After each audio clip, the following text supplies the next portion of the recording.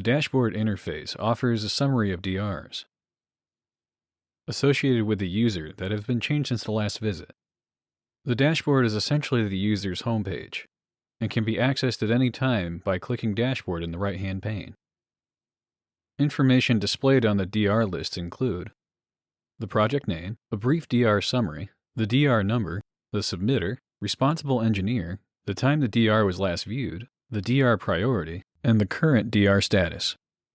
The pane in the right-hand side of the screen has several hyperlinks with different areas of the website. We will be focusing on discrepancy reports section.